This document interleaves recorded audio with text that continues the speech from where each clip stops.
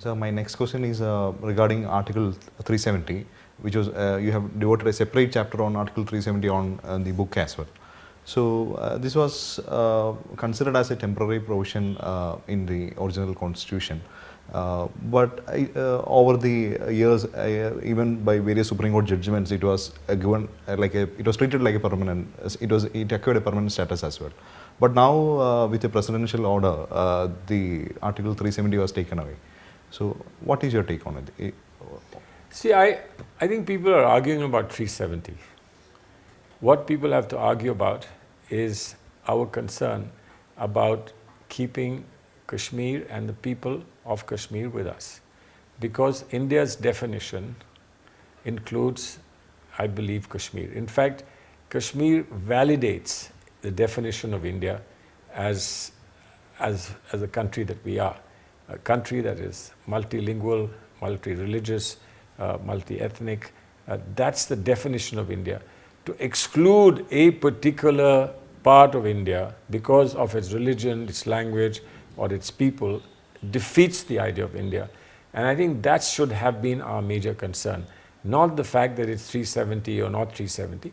There are similar provisions in other states, 371 for instance, A to J. I mean, those are similar provisions that apply to different parts of India because conditions require them to be there to give people, local people, confidence and faith that they will not be overwhelmed by outsiders, etc. Kashmir also had a similar concern.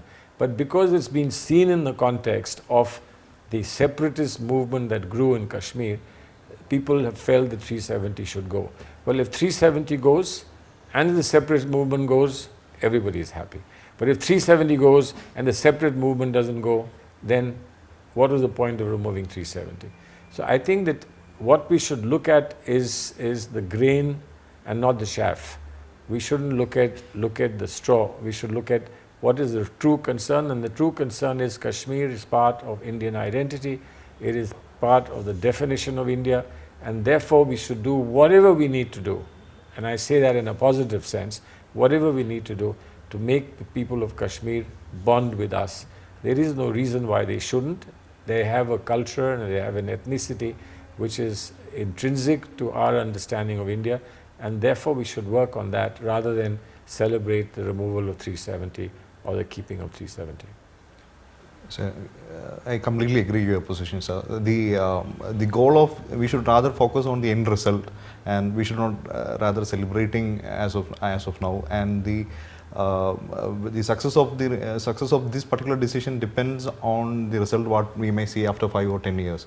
Like how good is the integration of Kashmir with the rest of India. That is what you're telling us. Yeah.